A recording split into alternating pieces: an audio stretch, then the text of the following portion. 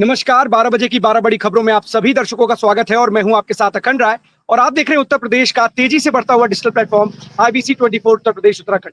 12 बजे की महत्वपूर्ण खबरों की शुरुआत करते हैं। आपको बता दें, इस वक्त की जो सबसे बड़ी खबर है, पाकिस्तान सेना की कैद में जो BSF जवान था, जिसे पाकिस्तान के सैनिकों ने अपने गिरफ्त में ले रखा था, आज उसे 21 दिन के बाद भारत को वापस सौंप दिया है। ऑपरेशन सिंदूर के बाद जिस तरीके की एक सबसे बड़ी उपलब्धि है, क्योंकि ऑपरेशन सिंदूर के दौरान लगातार इस तरीके की मांग उठी थी कि सीज फायर तो हुआ, लेकिन भारत के जवान की वापसी की बात क्यों नहीं हुई थी।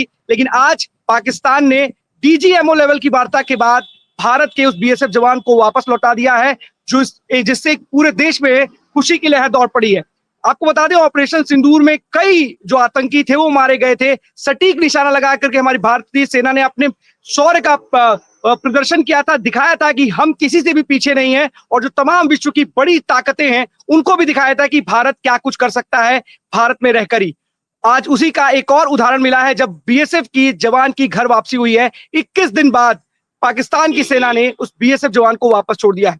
आपको बता दें कि भारत में 13 मई से 23 मई तक तिरंगा यात्रा निकाली जाएगी, जिससे भारत के जो वीर जवान सैनिक हैं, सेना के पराक्रम को बताया जाएगा, घर घर तक पहुंचाया जाएगा। और उसकी शुरुआत आज उत्तर प्रदेश में राजधानी लखनऊ में हुई, जहां CM योगी ने पाकिस्तान को ललकारा।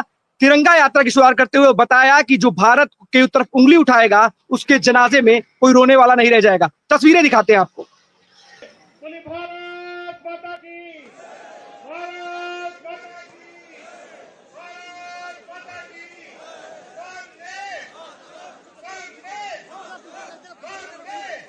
याद करना, जब चुनौती हो, जब किसी प्रकार का कोई ऐसे नौबत आए जो राष्ट्रीय संकट के लिए कहीं कोई स्पेस दे रहा हो, उस समय हमारा धैर्य और हमारी एकता हमारी सबसे बड़ी पूंजी होती है। आतंकवाद एक दिन पाकिस्तान को भी निगल देगा। पूरी तरह खोखला हो चुका पाकिस्तान आज जिस प्रकार की हिमाकत कर रहा है, जिस प्रकार का दुस्साहस कर रहा है, ऑपरेशन सिंदूर उसका जवाब था। और आने वाले समय में तय है कि जो भी भारत की तरफ उंगली उठा करके देखेगा, भारत की बहन बेटियों के सम्मान के विरुद्ध उनकी सुरक्षा में सेंध लगाने का कार्य करेगा, उसके जनाजे में कोई रोने वाला भी नहीं मिलेगा। यह भारत का संकल्प मजबूती के साथ प्रधानमंत्री मोदी जी ने अपने। आप सुन रहे थे CM योगी ने क्या कहा और किस तरीके से बताया कि अगर छेड़ोगे तो हम छोड़ेंगे नहीं।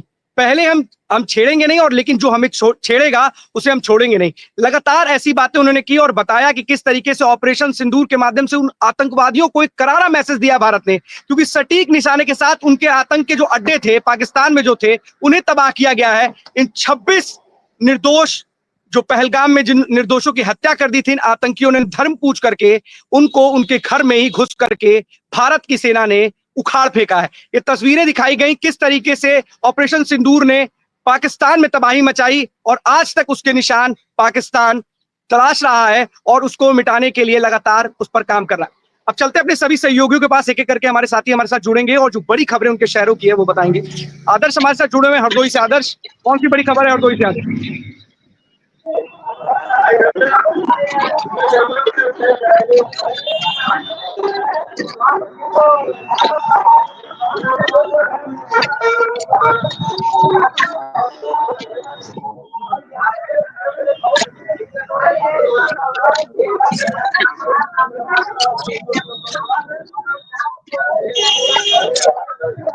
आदर्श, आपकी आवाज क्लियर नहीं आ रही है।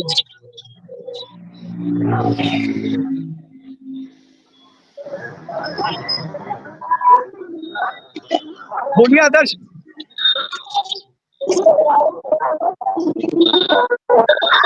आदर्श फिर से कनेक्ट करने की कोशिश करेंगे, आवाज क्लियर नहीं आ रही। तब तक इंद्रवीर हमारे साथ जुड़े हुए। इंद्रवीर, रायबरेली से कौन सी बड़ी खबर है?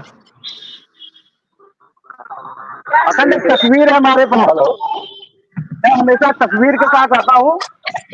एक तस्वीर है, हम चाहेंगे वो तस्वीर अगर है तो हमारे इनपुट के पास दिखाएं कृपया करके। तुम लोग दिमाग खराब हो रहा है। तस्वीर अभी मैं CMS हूँ। इसको कटवाइए, ये जो है ये उसके बाद बात होगी। अभी मैं सीएमएस हूं, आपने मेरे आदेश के बिना इसका दस्तखत कैसे कराए?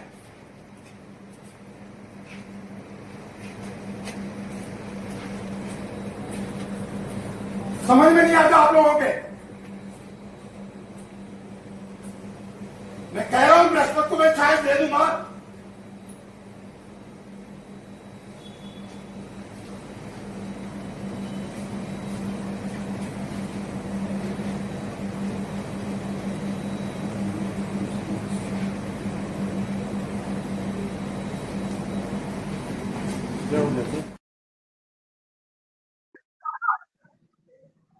अखंड शायद आपने पहचान लिया होगा, हो सकता है कौन है। प्रदीप अग्रवाल जी हैं, सीएमएस हैं। इनका गुस्सा ही बता दे रहा है कि किस तरीके से ये रायबरेली में जो जनता होगी, जो बीमार इलाज कराने के लिए जाते होंगे, जो तीमारदार उनके साथ जाते होंगे, उनके साथ किस तरीके का व्यवहार करते होंगे, आगे आप खुद ही बताएंगे। अखंड ये पूरा मामला प्रदीप अग्रवाल का, जैसे कल भी हमने यही टॉपिक पे बात करी थी कि वहाँ पे अयोध्या से सीएमएस पुष्पेंद्र कुमार जी जो है कल चार्ज लेने पहुंचे, और जैसे ही चार्ज लेने वो पहुंचे, इनकी वापस से गुंडागर्दी, मतलब पत्रकारों के सामने अगर बात करें तो जिस तरीके से इन्होंने एक दूर दराज से आए, अयोध्या से आए सीएमएस पुष्पेंद्र कुमार को मिसबिहेव किया, और ऐसे वीडियो हमारे पास है जो शायद ऐसी अब्यूजिंग भी करी हुई है इन्होंने। वो अब्यूजिंग का वीडियो हम शायद सोशल मीडिया पे अपने प्लेटफॉर्म पे नहीं दिखा सकते, क्योंकि रिस्पेक्टेड चैनल है हमारा, और कहीं ना कहीं उसको हम बना करके अपनी गरिमा रखना चाहते हैं। जिस तरीके से इन्होंने उनके साथ दुर्व्यवहार किया मीडिया के होते हुए, इन्होंने जो है उनको चार्ज देने से साफ साफ मना कर दिया, और वहाँ के जो गार्ड और जो और बाबू थे, उनसे जब इन्होंने पूछा कि आप लोग किसके कहने पे आप लोगों ने चार्ज दिया, तो कहा कि सीएमएस साहब के कहने पे हमने जो है इनको चार्ज दिया। इन्होंने कहा कि वीडियो में साफ साफ इन्होंने कह रहे हैं कि अभी सीएमएस में हूँ, अभी मैंने चार्ज दिया नहीं है, ये है वो है, और जब तक मैं चाहूंगा तब तक मैं चार्ज नहीं दूंगा, मैं गुरुवार को चार्ज दूंगा, मेरे हिसाब से चार्ज मिलेगा। शासन से बड़े हैं, अगर शासन की लिस्ट आई है, शासन की लिस्ट आई, शासन से लिस्ट आई है, उस शासन से आप बड़े हो गए हैं कि चार्ज मैंने दिया, अभी मैं सीएमएस हूँ। अरे जब तबादला के लिए लिस्ट आ गई तो उसी समय आपका तबादला हो चुका है। चार्ज तो एक औपचारिकता है, औपचारिकता भर के लिए आप इस तरीके से आग बबूला होंगे, वो भी एक अपने समकक्ष अधिकारी के साथ। जी जी अखंड, और जब जब जो है, और जो पुष्पेंद्र कुमार थे वो उस चेयर पे तब तक नहीं बैठे जब तक सीएमएस नहीं आ गए, और जब इन्होंने इनसे पूछा, और इनसे जब मीडिया ने पूछा कि आपको चार्ज के लिए, उन्होंने कहा कि मुझे जिलाधिकारी महोदय ने बुलाया, मैं वहां जा रहा हूँ। फिर वो वहां गए चार्ज के लिए, और जिलाधिकारी ने रायबरेली मैडम ने कहा कि नहीं आप जाइए, आप चार्ज लीजिए। तो जो बाबू थे उनको निर्देशित किया गया, और उनको ऑन द स्पॉट इवनिंग में ही रजिस्टर, जो वहाँ का मैनुअली रजिस्टर होता है, उस पर साइन कराया गया और उनको चार्ज दिलाया गया। लेकिन फिर भी सीएमएस प्रदीप अग्रवाल का कहना है कि ये बर्बरता है। अब जैसे को तैसा जब मिला तो उनको लगा कि ये बर्बरता कर रहे हैं, मैं वाले के ऊपर, और मैं इसको लेकर के कोर्ट जाऊंगा, हाई कोर्ट जाऊंगा। एकदम करेक्ट कर लीजिए, बर्बरता के साथ साथ जोड़ लीजिए, करेक्ट नहीं जोड़ लीजिए कि बेशर्मी है। जी, बेशर्मी, बिल्कुल।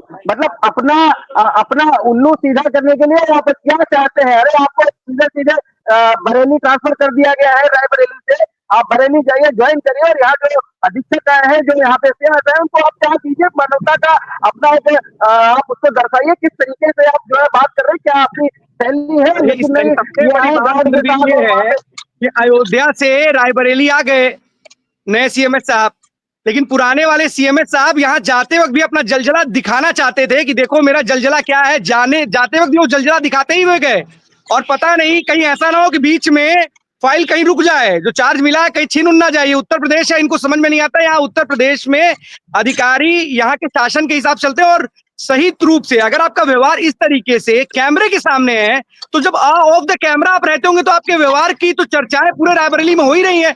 किस तरीके का व्यवहार होगा साफ तौर पर देखा जा सकता है।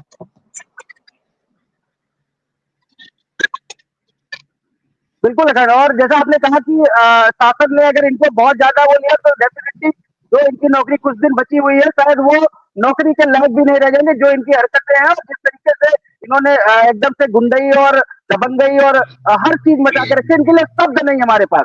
हम हमारे मीडिया के भी अपने जो शब्द होते हैं वो नपे तुले शब्द होते हैं, लेकिन इनके लिए वो नपे तुले शब्द भी नहीं है। बस इतना ही कहना चाहेंगे सर। बिल्कुल इंद्रवीर, नपे तुले शब्दों के साथ ही कहना चाहिए, लेकिन इस तरीके का अगर आप अपने समकक्ष के जो अधिकारी हैं, आपके बराबर के अधिकारी हैं, और अगर आप उस अपने अधिकारियों के साथ इस तरीके का अगर बर्ताव करोगे तो आम लोगों के साथ क्या करते होंगे, भगवान मालिक है। बहुत बहुत धन्यवाद आपका इस तमाम जानकारी के लिए इंद्रवीर। हमारे साथ आदर्श जुड़े हुए हैं। आदर्श बताइए।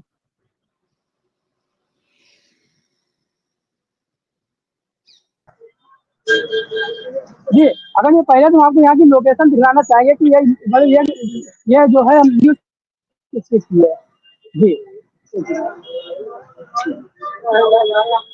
ये हमारे पीछे हम नाला देख सकते हैं। नाला, ये नाला जो है करीब 7 फुट गहरा नाला है और इसमें कई बार घटना भी हो चुकी है। यहाँ पर जो है तो इसमें राहगीर गिर चुके हैं। यहाँ पर जो टैक्सी है कई बार पलट चुकी है। यहाँ पर पुणे में डॉक्टर का दवाखाना भी है और यहाँ कई दुकानें खुली हुई हैं। और यहाँ पर जो मेन रोड है ये सीधे सैजापुर होकर निकलती है और यहाँ पर जो पब्लिक आती है इस नाले से गिरती है, चोट खाती है। लेकिन यहाँ पर प्रशासन की लापरवाही देखना चाहते हैं कि प्रशासन जो है एकदम बिल्कुल नचर दिखाई दे रहा है। ये नाला इसको अभी तक बंद नहीं किया गया है। आप कैमरे के सामने आप देख सकते हैं ये नाला जो हमारे पीछे है और यहाँ पे हमारे साथ कुछ पब्लिक भी खड़ी है, डॉक्टर साहब भी खड़े हैं जो अपनी यहाँ की समस्या को लेकर रूबरू कराएंगे। जी हेलो जी, क्या क्या है पूरा मामला? अरे पूरा मामला ये है, यहाँ पर नाला बहुत जगह पड़ा हुआ है, बहुत बार कंप्लेंट भी की गई। बार बार ये नाले पे गाय होती रहती है, कार भी गिरती है, आदमी भी गिरता है, वीडियो भी डाले हैं कई बार, लेकिन उस पर कोई कार्रवाई नहीं हुई। जबकि इधर रोड पे बहुत कम रास्ता है, 20 फुट रास्ता है, उधर नहीं खोदा गया, उधर तक खोद दिया गया, खड़े होने चलने की जरूरत नहीं। अब इससे क्या होगा ये आप लोग सोचिए। हमारे साथ यहाँ और भी लोग हैं, इनसे पूछेंगे कि भैया क्या बात है, ये नाला खुदा है, प्रशासन क्या कर रहा है? प्रशासन बहुत लापरवाह है। आज लोग घूमते रहते हैं, चोटे खाते हैं, कहीं ऑटो पलटते हैं, कहीं मोटरसाइकिल गिरती है, लेकिन प्रशासन इनसे लापरवाही करते हुए कोई समस्या का समाधान नहीं करते। क्या आप लोगों ने यहाँ पर प्रशासन में कोई एप्लीकेशन वगैरह दी है? क्या नगर पालिका प्रशासन क्या कहता है? वो कहता है हो जाएगा आपकी यहाँ क्या नाम है आपका? क्या समस्या है इस नाले में?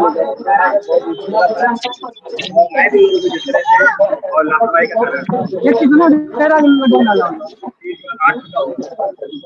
तो यहाँ पर हमें जो दुर्घटनाएं हो रही है, आप यहाँ पर डीएम साहब का भी आपके यहाँ आवास है, एसपी साहब का आवास है, क्या उन्होंने कभी आके बंद है यहाँ पर जो उनको नहीं दिखाई दे रहा है?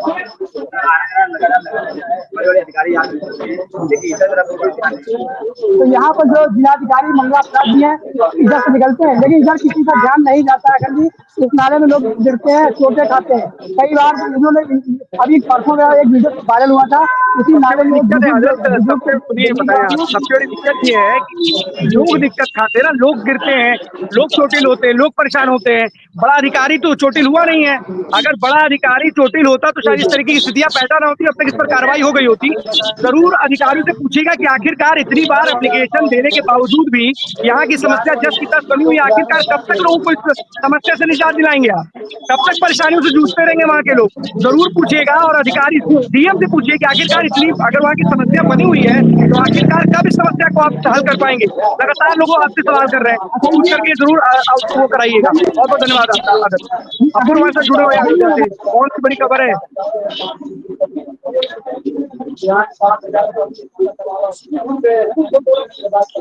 अखंड में बता दूं कि आज अयोध्या जिले के लिए खबर, अहम खबर है, क्योंकि नगर निगम की कोर कमेटी की बैठक होने जा रही है। जी बिल्कुल, आपकी आवाज आ रही है अखंड, मेरी आवाज आप तक जा रही है? मैं बता दूं कि आज नगर निगम कोर कमेटी की बड़ी बैठक होने जा रही है, जिसमें अहम निर्णय लिए जाने, क्योंकि नगर निगम कोर कमेटी की बैठक शुरू होने जा रही है, जिसमें प्रशासनिक अधिकारी, जो पार्षद हैं वो, और साथ ही जो नगर निगम के महापौर हैं वो भी मौजूद रहेंगे और जिलाधिकारी भी रहेंगे। जिसमें अहम निर्णय लिया जाना है कि जिस तरीके से रामपथ का निर्माण 14 किलोमीटर उस मांस और मदिरा की बिक्री पर निषेध यानी कि अंकुश लगाने जाने को लेकर यह अहम बैठक होने जा रही है।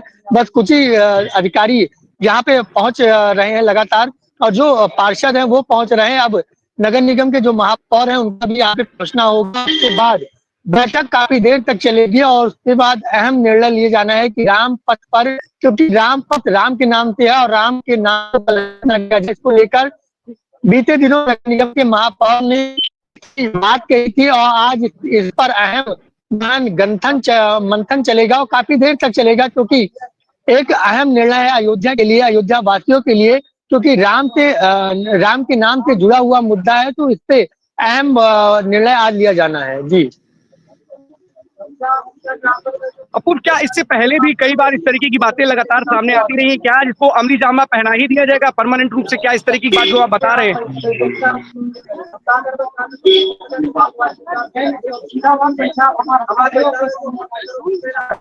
ये खंड आपकी आवाज नहीं आ रही है।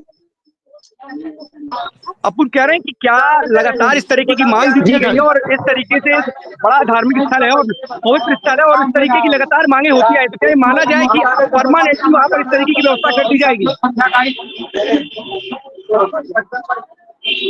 जी बिल्कुल, क्योंकि जिस प्रकार से जो है महापौर उन्होंने जिस प्रकार से विगत दिनों उन्होंने बयान दिया था कि जिस प्रकार से राम पथ का निर्माण कराया गया है और राम के नाम से जितनी भी पथ हैं जो भी जहाँ पे है वहां पे मांस और मदिरा का विशेष रूप से निषेध रहेगा। जिस प्रकार से अयोध्या की बात की जाए तो अयोध्या परिक्षेत्र में अगर बात की जाए तो वहां पे मांस और मदिरा पर एकदम जो निषेध है, वहां पर मांस और मदिरा नहीं बेच सकता कोई आदमी। राम पथ के किनारे भी मांस और मदिरा की दुकानें हैं, उनको हटाए जाने को लेकर निर्णय लिए जाना है, कोर कमेटी शुरू हो जाए। अब क्या दायरा हो सकता है, कितने किलोमीटर का आसपास का ये दायरा होगा जहां पर इस तरीके की पाबंदियां लगाई जाएंगी? कुछ हमारे दर्शकों को एक दायरा, एक रेडियस, एक किलोमीटर के रूप में अगर आप बता सके तो ज्यादा बेहतर होगा।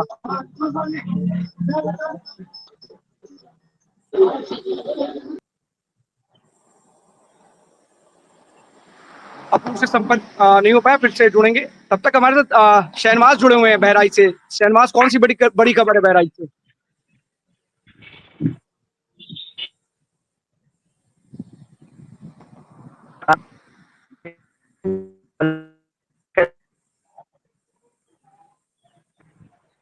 जी आपको मेरी आवाज सुनाई दे रही है अखंड जी? हाँ शहनवाज बताइए, आप सुनाइए, दे रही है, बताइए। जी बहराइच के दौरान महिला की मौत हो गई, जिसके बाद हंगामा हो गया। पैर में इन्फेक्शन और बुखार को लेकर कराया गया था भर्ती। परिजनों ने मेडिकल कॉलेज में जमकर हंगामा किया है मौत के बाद, और परिजनों ने डॉक्टर MM खान पे गंभीर आरोप लगाए हैं। उन्होंने दवा बाहर से लिख के दी और इनके साथ साथ देखा जाए तो मेडिकल कॉलेज के जो स्टाफ थे उनके भी काफी लापरवाही देखने को मिली है, जिसके कारण परिजन की मौत हो गई। परिजनों का गंभीर आरोप है कि मतलब डॉक्टर MM खान के खिलाफ सख्त से सख्त कार्रवाई की मांग की है। जी अखंड जी, शुरुआती क्या पुलिस ने मुकदमा दर्ज किया है इस पूरे मामले में अभी तक? मुकदमा अभी दर्ज नहीं हुआ है। फिलहाल मौके पे प्रशासन पहुंचकर शांति का माहौल बना दिया है और आगे विधिवत कार्रवाई होगी। शहनवाज, बिल्कुल, क्योंकि देखिए गंभीर आरोप लगाया है। सबसे बड़ी बात है कि लगातार ऐसे मामले सामने आते रहे हैं और कई ऐसी वजह भी है, क्योंकि कानपुर से भी ऐसा है कि केवल हेयर ट्रांसप्लांट में गलत चीजों का उपयोग करने की वजह से 2 लोगों की जान चली गई है। तो ऐसे में कहीं ना कहीं सवाल खड़े होते हैं। मुख्य रूप से जो भी बिंदु हो पुलिस के लिए जरूरी, उस पर जांच करनी चाहिए और अगर ऐसा है सच में तो इनके खिलाफ कठोर कार्रवाई करनी चाहिए, क्योंकि जिस तरीके से उत्तर प्रदेश में या यूं कहें पूरे देश में जो नकली डॉक्टर है या डॉक्टर कहीं ना कहीं लोगों की जान के साथ खिलवाड़ करते हुए नजर आ रहे हैं। नहीं अखंड जी, आपको बता दें कि मेडिकल कॉलेज बहराइच में जितने भी डॉक्टर हैं ये लोग प्राइवेट प्रैक्टिस पे ज्यादा जोर देते हैं। कुछ नर्सिंग होम पर ये लोग जाके बैठते हैं और बहराइच में तो देखा जाए तो ज्यादातर पैथोलॉजी नर्सिंग होम बिना रजिस्ट्रेशन के सुचारू चल रहे हैं। लेकिन बहराइच के CMO किसी पे कोई ध्यान नहीं दे रहे हैं। अब ये देखना है कि इन पे सब पे कार्रवाई होती है कि नहीं होती है। बिल्कुल, कार्रवाई क्या होती है, कब होती है, सबसे बड़ा सवाल है। सबसे बड़ी बात है कि प्राइवेट प्रैक्टिस को लेकर के लगातार सरकार, प्रशासन, शासन दबाव बनाता है इन लोगों के ऊपर, लेकिन चोरी छिपे किसी भी तरीके से ये लोग अपनी प्राइवेट प्रैक्टिस जारी करते हैं और जारी रखते हैं और कहीं ना कहीं लोगों की जान के साथ खिलवाड़ करते हैं। संसाधन उपलब्ध नहीं होते हैं जिस जगहों पर ये बैठते हैं, शायद इसकी वजह से बहुत बड़ी दिक्कत होती है और लोगों की मौत तक हो जाती है। फिलहाल पुलिस को इस पूरे मामले में हर एक बिंदु की पूर्ण जांच करनी चाहिए और निष्कर्ष तक निकलना चाहिए और जो लोग भी दोषी हैं उनके खिलाफ एक कार्रवाई करनी चाहिए। बहुत बहुत धन्यवाद आपका इस तमाम जानकारी के लिए। हमारे साथ जितेंद्र जुड़े हुए बस्ती से। जितेंद्र, कौन सी बड़ी खबर है? बिल्कुल अखंड, बस्ती से बड़ी खबर की बात की जाए तो जैसे मैंने आईबीसी के दर्शकों को भी बताया था कि जिस तरीके से 4 साल की नाबालिग बच्ची के साथ जो दुष्कर्म का मामला आया था, फिलहाल अपने दर्शकों को बताएंगे। आपको बता दें कि अखंड के बस्ती के पुलिस अधीक्षक जो अभिनंदन है वो लगातार एक्शन मोड में रहते हैं। वो मिर्जापुर में रहे तो अपनी सुर्खियों में बने रहे। बस्ती में आने के बाद भी लगातार एक के बाद उन्होंने मेरे ख्याल से अखंड बता दें कि 1 दर्जन से अधिक लोगों को लंगड़ा भी कर चुके हैं। फिलहाल ऐसा ही, लेकिन जो 4 साल के नाबालिग बच्चे के साथ में जो दुष्कर्म का मामला आया हुआ था, अखंड उसमें जो बस्ती पुलिस अधीक्षक है मात्र 24 घंटे के अंदर जो है उस अभियुक्त को गिरफ्तार कर लिया। गिरफ्तार कर लेगा। फिलहाल जब जानकारी लगी कि अभियुक्त जो है अमान पुल के पास में वहां पे है, जब पुलिस घेराबंदी की तो उन्होंने उन पर फायर किया। फिलहाल जवाई को कार्रवाई में पुलिस ने भी फायर किया, उसके पैर में गोली लगी। लेकिन सबसे बड़ा सवाल अखंड यह है कि किस सड़क किनारे जो नाबालिग जो परिवार है जो वहां पे सो रहा था, उस बच्चे को वहां से उठा के ले जाना, उसके साथ दुष्कर्म करना, वैसे मानसिकता वाले लोगों के साथ में बस्ती की जनता और बस्ती के जो नेता है उन लोगों का उम्मीद थी कि कुछ बड़ी और इससे बड़ी कार्रवाई हो सके। लेकिन कहीं ना कहीं बस्ती पुलिस अधीक्षक ने कार्रवाई बड़ी अच्छी की है और एक मैसेज भी बड़ा अच्छा गया कि जिस तरीके से अगर कोई बच्ची के साथ में, एवं बच्चे ना कहीं किसी भी लड़की के साथ में इस तरह का कोई अगर कोई घटना घटती है तो उसके साथ जरूर पुलिस जो है इस तरह का एक्शन अपना लगातार दिखाती रहेगी और ऐसी कार्रवाई करती रहेगी। अखंड, ये बस्ती से पहली खबर थी। बिल्कुल जितेंद्र, बहुत अच्छी खबर है क्योंकि पुलिस ने जिस तरीके से बहुत कम समय में, अगर कहें कि 24 घंटे के भीतर उस अपराधी को उसके अंजाम तक पहुंचाने का काम किया है, कहीं ना कहीं काबिले तारीफ वाला काम है। यूपी पुलिस लगातार जीरो टॉलरेंस की बात करती है और अपराधियों के खिलाफ सख्त कार्रवाई करती हुई नजर आ रही है। लेकिन जिस तरीके से एक विकृत मानसिकता के व्यक्ति ने एक बच्ची से इस तरीके का दुष्कर्म करने का प्रयास किया है, ना जाने ऐसे लोग इस समाज में कैसे और उनकी सोच क्या है। एक छोटी सी बच्ची जो ठीक से बोल नहीं सकती, उसके साथ इस तरीके का घिनौना कृत्य इस आप कहते हैं ना कि मानसिक रूप से बीमार व्यक्ति ने किया है, इसको कड़ी सजा मिलनी चाहिए और पुलिस को इसके खिलाफ कठोर कार्रवाई करके साथ साथ न्यायालयों को भी इसको ऐसी सजा देनी चाहिए। ये ताउम्र क्या, ये ताउम्र सलाखों के पीछे ही रह जाए तो ज्यादा बेहतर होगा। बिल्कुल अगर अब यही बात की जाए, अब मैं दूसरी खबर पे जाना चाहूंगा। फिलहाल जिस तरीके से शायद मेरे ख्याल से सोशल मीडिया पे क्या बात की जाए, बस्ती यूपी की पुलिस है, यूपी के डीजीपी के ट्विटर अकाउंट की बात की जाए, यूपी पुलिस के ट्विटर अकाउंट बात की जाए, बस्ती के जो पुलिस अधीक्षक अभिनंदन, उन्होंने एक बड़ी कार्रवाई की। अखंड, एक नहीं दो नहीं, लगभग 1 कुंतल 98 किलो के आसपास का जो है उन्होंने गांजा बरामद किया। फिलहाल जो 4 ऐसे जो तस्कर थे वो अंतर जनपदीय जो तस्कर थे वो जो है छत्तीसगढ़, बिहार के और आसपास के यहाँ के बताए जा रहे, जो जो इतनी लंबी जो गांजा है वो कहीं ना कहीं बस्ती ला के यहाँ पे उसको जो वो बेचने के फिराक में थे। और जो मुख्य आरोपी है बस्ती से, उसको भी गिरफ्तार कर ले। टोटल 4 लोगों की गिरफ्तारी अखंड उसमें हुई है। लेकिन 1 कुंतल 98,000 के आसपास के किलो के आसपास का जो ये गांजा बरामद किया है, कहीं ना कहीं काफी काबिल तारीफ है। पुलिस लगातार इसमें एक्टिव थी और अपनी तरह की उन्होंने पूरी टीम एक्टिव कर रखी थी कि जिस हिसाब से पुलिस द्वारा उस पर कार्रवाई की। फिलहाल स्वयं जो है यूपी पुलिस और डीजीपी द्वारा स्वयं जो है बस्ती पुलिस अधीक्षक की कार्रवाई को जो है उसको ट्वीट किया गया और उसको जो है सराहना दी जा रही है। अखंड, बिल्कुल जितेंद्र, सराहना की बात बिल्कुल है क्योंकि नशे के सौदागरों के खिलाफ, क्योंकि देखिए नशे की जिस तरीके से आगोश में युवा फंसता है उसके बाद उसकी जिंदगी और उसके परिवार वालों की जिंदगी तबाह हो जाती है। ऐसे नशे के सौदागरों के खिलाफ अगर पुलिस कार्रवाई करती है तो सच में काबिले तारीफ है, उनकी सराहना करते हुए बनती है क्योंकि लगातार नशे की लत जो है वो युवाओं को बर्बाद करती हुई जा रही है और गांजा और तमाम ऐसे जो मादक पदार्थ हैं जिससे युवाओं को लगातार जो कहीं ना कहीं नशे की लत पकड़ जाती है, अगर इस तरीके से नशे के सौदागरों के ऊपर शिकंजा कसेगा तो कहीं ना कहीं एक बहुत बड़ी बेचैनी इनके मन में होगी और शायद वो इस तरीके काम जो करते हैं, गोरख धंधे करते हैं, वो शायद छोड़ देंगे। तो इसलिए बस्ती पुलिस की सराहना की बात बिल्कुल है। बहुत बहुत धन्यवाद आपका इस तमाम जानकारी के लिए जितेंद्र। आकाश हमारे साथ जुड़े हुए पीलीभीत से। आकाश, कौन सी बड़ी खबर है? अखंड जी, आपको बताना चाहेंगे पीलीभीत के थाना सेरामा गुटरी में एक बाघ ने किसान के ऊपर हमला कर दिया है। जिस तरीके से किसान जो है खेत पे पानी लगा रहा था, अचानक से बाघ ने उस पर हमला कर दिया है। जब इसकी जानकारी परिजनों को हुई तो पुलिस वहां पर मौके पर पहुंचे। परिजनों ने पुलिस को जानकारी दी है। वहीं आप किसान को खा लिया है, जिसकी वजह से वन विभाग के ऊपर कई गंभीर आरोप भी लगाए जा रहे हैं। वन विभाग की लापरवाही के चलते ऐसे जो टाइगर के हमले होते हैं, जिसकी वजह से किसानों को अपनी जान गंवाना पड़ती है। आकाश, क्या अभी तक पूरे मामले के आने के बाद वन विभाग और जो प्रशासन है उसने क्या कार्रवाई की है? क्या तलाशी अभियान चलाया जा रहा है? क्योंकि लगातार इस तरीके के मामले आते रहते हैं, तो ऐसे में वन विभाग कितनी सजगता के साथ क्या कार्रवाई कर रहा है वहां पर? अखंड जी, ये कोई पहला मामला नहीं है। लगभग 24-25 टाइगर अटैक हुए हैं। इसमें वन विभाग की लापरवाही के चलते ना तो तार फिक्सिंग होती है। यहाँ के अधिकारी जो डीएफओ हैं मनीष कुमार जी, अगर वो भी घटना स्थल पर नहीं पहुंचे हैं। भीड़ में भी आक्रोश है कि यहाँ पर वन विभाग के लोग हैं जिनसे हम लोग बातचीत कर सकें।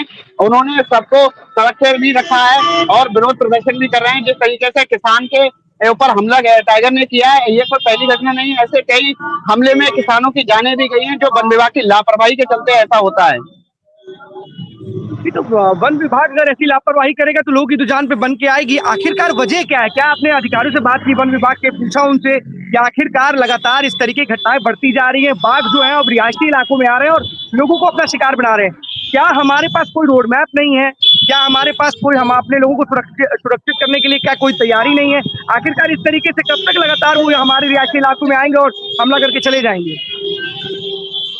अगर नहीं, जब उनको वन अधिकारियों को या डीएफओ को फोन लगाया जाता है तो उनका नंबर स्विच ऑफ होता है, उनसे संपर्क नहीं हो पाता है। अगर कोई भी पत्रकार या कोई मीडिया का उन्हें संपर्क करना चाहता है तो उनका फोन नहीं उठता है। ये IBC 24 न्यूज चैनल पर एक खबर भी चली थी थोड़े दिन पहले, अखंड जी आपको बताना चाहूंगा, रियलिटी टेस्ट, जिसमें जिले के अधिकारी, डीएम, एसपी का भी मतलब फोन रिसीव होना चाहिए था। कोई भी पीड़ित उन्हें कभी भी फोन कर सकता है। ऐसे मुहिम को लेकर अगर हर दिन हर विभागों को के अंदर उनके फोन को चेक किया जाए कि हाँ वो अधिकारी कितना सजग हैं, लोगों की, जनता की समस्या को सुनते हैं, उनके फोन को कितना महत्व देते हैं या नहीं। ऐसी मुहिम अगर लगातार चलती रहेगी तो IBC 24 न्यूज चैनल से जो भी अधिकारी हैं कहीं ना कहीं हड़कंप मच जाएगा। देखिए, बिल्कुल हड़कंप मचाने की बात तो अलग है, लेकिन इतना जरूर है कि हमारा मकसद है, हम जो भी हैं हम ये चाहते हैं कि जो लोगों की समस्याएं हैं वो कहीं ना कहीं सुने अधिकारी। फोन उनको मिला है, COG नंबर उनको मिला है, सरकारी नंबर मिला है, इसलिए मिला है कि लोगों जो समस्या के लिए उनको फोन करें तो कम से कम उन्हें कॉल बैक करें। अगर आप नहीं उठा पाते तो उनकी समस्या को सुने, उसका समाधान करें। अगर आप फोन ही नहीं उठाएंगे तो लोगों की समस्या आप जान नहीं पाएंगे, उनका आप कोई समाधान निकाल नहीं पाएंगे। और अगर आप घटना स्थल पर ही नहीं पहुंच पा रहे हैं, घटना के बीच जाने के बाद भी, तो आपसे उम्मीद क्या करेगी पीलीभीत की जनता? कोई भी अधिकारियों के ऊपर लगातार पूरे प्रदेश के, अगर देश के या जिले की जिन अधिकारियों को जिनके पास जिसकी जिम्मेदारी है, कम से कम अपनी जिम्मेदारी का तो निर्वहन करना चाहिए उनको। आज एक परिवार, क्योंकि आज पीड़ित परिवार होगा जिसके ऊपर ये हमला किया है इस बाघ ने, अगर आप अभी अपना फोन बंद करें या आप वहां पर नहीं पहुंचे, क्योंकि अगर आप पहुंचते तो लोगों को अच्छे से समझा सकते थे, लोगों को बता सकते तो कोई कार्रवाई कर सकते थे, लेकिन आप पहुंचेंगे ही नहीं तो कार्रवाई क्या है? कार्रवाई के नाम पे आप फोन तक नहीं उठा रहे हैं तो आप क्या कार्रवाई करेंगे? आपसे उम्मीद क्या की जाए? देखने वाली बात ये है कि हाँ जी, यहाँ पर जिस तरीके से आए दिन कहीं ना कहीं टाइगर के हमले होते हैं, मगर वन विभाग की लापरवाही साफ तौर से देखी जाती है। यहाँ के जो अधिकारी होते हैं, वन दरोगा होते हैं, DFO होते हैं, डिप्टी रेंजर वगैरह जो भी होते हैं, कोई भी फोन उठाते नहीं है। लग भी जाए तो कोई किसी को दे देते हैं कि लीजिए बात कर लीजिए, कह देना साहब बिजी है। सबसे बड़ी दिक्कत है ना कि देखिए, जब जिम्मेदार ही गैर जिम्मेदाराना कार्य करेंगे तो उम्मीद जो होती है लोग नाउम्मीद हो जाएंगे। अब आप बाघ को लेकर के आपका कोई तैयारी नहीं है, आप कुछ कर नहीं रहे हो, लोग को सजग जागरूक कर सकते हो ना, कुछ नहीं कर सकते हो तो कम से कम जागरूकता के लिए क्या आपके पास तैयारी है? क्या प्लानिंग है आपके पास? कुछ है या केवल और केवल आप बिजी रहेंगे? किस काम में बिजी है भाई? जब आपके यहाँ पर इस तरह की घटना घट गया, आप वहां पहुंच नहीं पा रहे हो, लोग आपको फोन करते हैं, आप फोन उठा नहीं रहे हो, तो बिजी किस चीज में है? क्या आपके साथ क्या डायरेक्ट प्राइम मिनिस्टर के साथ आपकी लगातार होती रहती है क्या कि आप वहां पे बिजी रहते हैं, आप किसी का फोन नहीं उठाएंगे, किसी को कोई कॉल बैक नहीं कर पाएंगे? कम से कम जो समस्या आई है वहां पर, कम से कम उसका तो समाधान निकालिए। वहां क्या जनता को मरने के लिए छोड़ दिया? वहां पर जनता का कुछ भाड़ में जाए, कोई मतलब नहीं है उसको, कौन जिम्मेदार है उसका? आकाश, इन अधिकारियों से आप जो भी इनके बड़े अधिकारी हो या कहें जिला अधिकारी से अगर जरूरत पड़े तो उनसे ही पूछेगा कि आखिरकार क्या वजह है, कितना गैर जिम्मेदाराना इनका कार्य है। लोगों का फोन तक नहीं उठाते हैं, लोगों की जान पर बनाती है तब भी कुछ नहीं करते हैं, और लोगों की जान चली जाती है उस पर ये कुछ नहीं करते हैं। फिलहाल जरूर पूछिएगा इनसे। आदर्श, कुछ कहना चाह रहे हैं आप?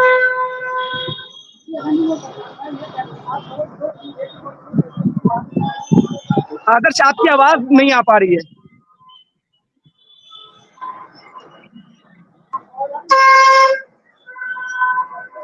आदर्श से फिर से कनेक्ट करने की कोशिश करेंगे, आवाज की थोड़ी बहुत दिक्कत है। आपको बता दें, इस वक्त प्रदेश में बर्ड फ्लू को लेकर के अलर्ट जारी किया गया है, इसलिए सभी लोग सावधानी बरतें, क्योंकि बर्ड फ्लू को लेकर के अलर्ट जारी किया गया है और कई ऐसी बातें निकल करके सामने आ रही, जिसके बाद अब लोगों को अलर्ट पर रहने की बात कही गई है और तमाम जो जानकारियां हैं उसको लेकर के जो सावधानियां बरतने के लिए वो बताई जा रही हैं। फिलहाल बर्ड फ्लू को लेकर जो अलर्ट जारी किया गया है, आप लोगों को सावधान और सतर्क रहने की जरूरत है। जो सावधानी बरतनी चाहिए जरूर बरतें, क्योंकि इस तरीके का अलर्ट है, कहीं ना कहीं आपको परेशानी में डाल सकता है। तो 12 बजे 12 बड़ी खबरों में आज के लिए बस इतना ही। कल हम आपके सामने फिर से होंगे हाजिर, तब तक के लिए दीजिए हमें इजाजत। धन्यवाद।